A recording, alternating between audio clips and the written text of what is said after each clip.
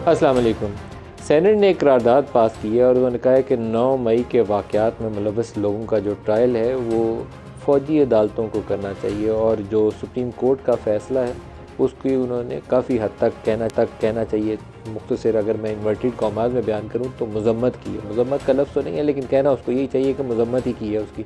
वो कहते हैं कि 1967 से ये प्रोविज़न मौजूद है और शोहदा के साथ कोई भी ऐसी बेहुरमती हो या फ़ौजी तनसीबात के ऊपर हमला हो तो उसका सख्त से सख्त ट्रायल होना चाहिए।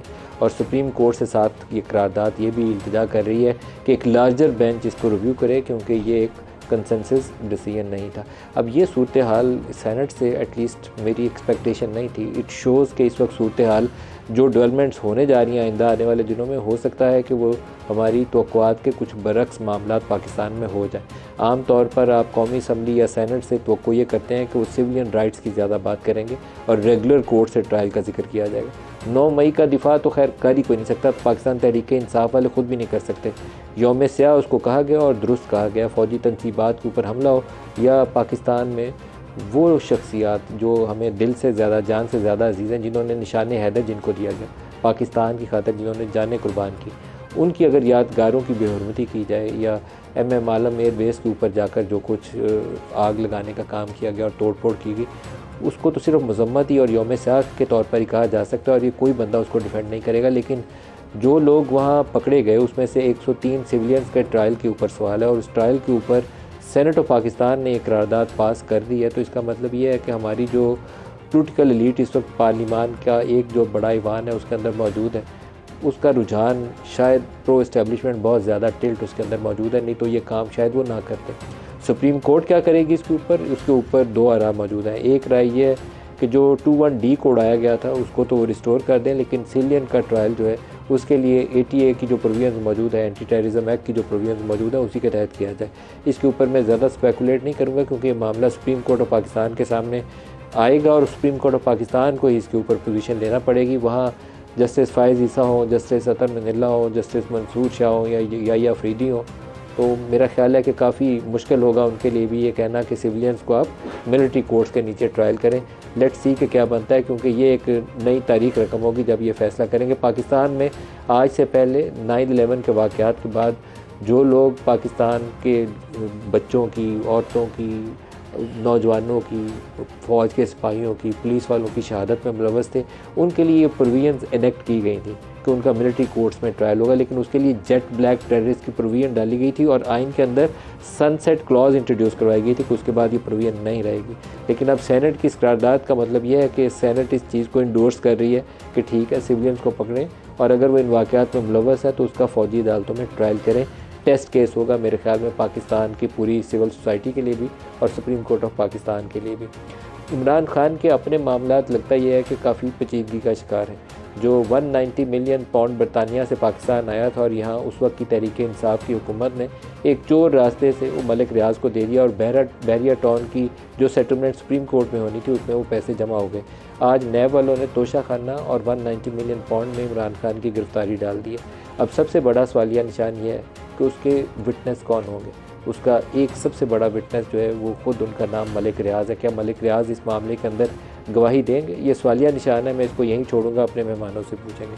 और तीसरी डेवलपमेंट जो है वो नवाज़ शरीफ के ऊपर लाडले का एक लेबल है जो काफ़ी वाज़े तरीके से चिस्पा हो चुका है और वो जिस दिन पाकिस्तान उनकी लैंडिंग हुई उससे लेकर आज तक इस्टेब्लिशमेंट से और अदालतों से, मिलिट्री और जुडिशल जो हमारी इस्टेब्लिशमेंट है, दोनों से उनके साथ जो रवैया है वो काफ़ी लाडले वाला है। और आम तौर पर जो इलेक्टेबल्स हैं और पाकिस्तान के कुछ ऐसे ग्रुप्स हैं सियासी, जिसमें सियासी जमातों में अगर मैं नाम लूँ तो MQM को कह सकते हैं, वो हवा का रुख दे के या इस्टेब्लिशमेंट की मर्ज़ी दे के अपने इत्तेहाद का या किसी जमात के साथ देने का फ़ैसला करते हैं। बाप पार्टी उसी में से एक है। इसी तरीके से बलूचिस्तान के बाज़ इलेक्टेबल्स जो हैं उनके नाम सामने आ रहे हैं तो वो नून लीग का हिस्सा बनने जा रहे हैं। तो ये क्या रुख मुतय्यन कर रहा है? क्या नवाज़ शरीफ जो है उनके ऊपर डील इस्टेब्लिशमेंट की फ़ाइनलाइज हो चुकी है कि आइंदा इलेक्शंस के बाद अब बारी नवाज़ शरीफ की होगी? ये तीनों चारों बातें आज के प्रोग्राम में डिस्कस करेंगे और हमारे साथ मेहमान शख्सियात हैं साहब हैं, डॉक्टर तारिक फजल चौधरी साहब हैं और नासिर शाह साहब हैं। सबको खुश आमदीद कहता हूँ। वाडा साहब, सबसे पहले तो इस सेनेट की करारदाद के ऊपर आपसे राय चाहूँगा। मैं एटलीस्ट तो नहीं था कर रहा कि इतने दो मुखालफत में, सेनेटर मुश्ताक और रज़ा रबानी साहब दोनों ने मुखालफत की है कि वो खुल के कहेंगे कि नहीं, मिलिट्री कोर्ट्स में ही जाना चाहिए 9 मई का ट्रायल। बहुत शुक्रिया नदीम मलिक साहब। देखिए, सबसे पहले तो नदीम मलिक साहब ये कि अगर आपके ऊपर या मेरे ऊपर कोई वार होता है तो हम पर्चा देते हैं।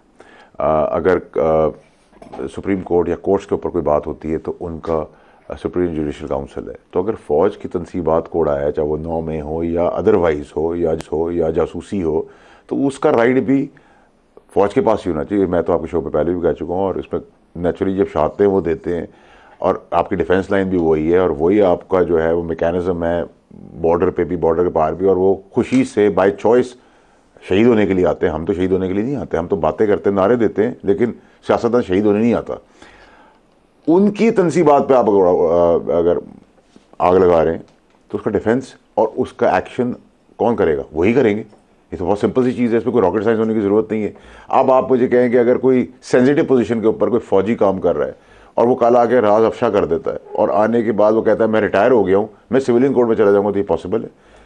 इस इंस्टीट्यूट की बुनियाद एक बहुत बेहतरीन है कि इस इंस्टीट्यूट में रिटायरमेंट के बाद भी अगर किसी के ऊपर कोई चीज़ लागू हो जाए, उसको बुला के वर्दी पहना के कोर्ट मार्शल किया जाता है, सो फोर्थ, जो भी सज़ा उसकी, जिनके ऊपर करप्शन के इल्ज़ाम है उनको बुला के ट्रायल करेंगे। करना चाहिए और करेंगे। देखिए, अगर उसकी, जैसे आप बात कर रहे हैं वो धरना केस के अंदर, उसकी इम्प्लीमेंटेशन का ऑर्डर होगा और उसको करना होगा, क्योंकि आर्मी भी जो है वो भी एक इदारा है, और जो चीफ ऑफ आर्मी स्टाफ है वो चीफ जस्टिस अपने इदारे के, तो वो जस्टिस कोई और तो नहीं, मैं तो नहीं जाके कर सकता उनका। तो सेनेट में आपकी जमात भी उसी तरफ गई है जिस तरफ हवा का रुख था, इस्टेब्लिशमेंट के साथ गई है। कल आपका ट्रायल मिलिट्री कोर्ट में लगेगा तो फिर आप एहतजाज ना करिएगा। बिस्मिल्लाहिर्रहमानिर्रहीम।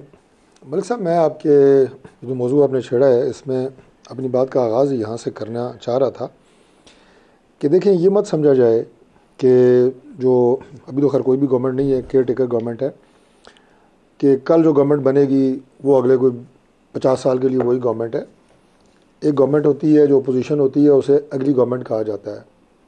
तो जो पैरामीटर्स आज सेट होने हैं, ये कोई पाकिस्तान तहरीक इंसाफ के लिए सेट नहीं होने। मैं जो अपनी बात आगे करूँगा वो सिर्फ इसलिए नहीं करूँगा कि 9 मई में पाकिस्तान तहरीक इंसाफ के लोग चूँकि मुलव्वस हैं तो लिहाजा उनको टारगेट करने के लिए मैं अपनी कोई दलील दे रहा हूँ, कतई नहीं। बात यह है कि जो मिलिट्री की तनसीबात हैं, चाहे वो GHQ है, चाहे वो कोर कमांडर हाउस है या शुहदा की यादगारें हैं, एक सवाल का जवाब चाहिए कि क्या ये एक सिविल क्राइम है या ये एक मिलिट्री क्राइम है।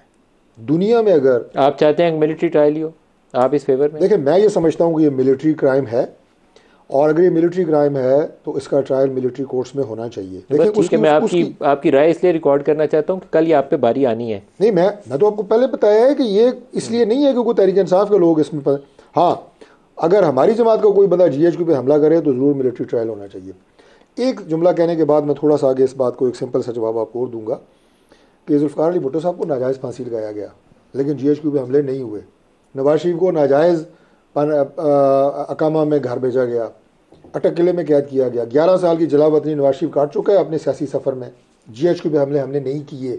तो ये आखिर होती है ना, जब आखिरी आदमी पार कर जाएं।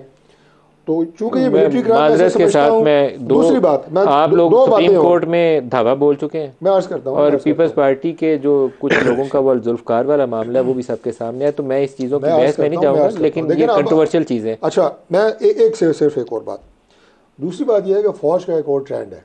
लेकिन अब ये सिर्फ अब उसको PTI का 9 मई को छोड़ देना, बाकी जो केसेस फौजी अदालतों में जाते हैं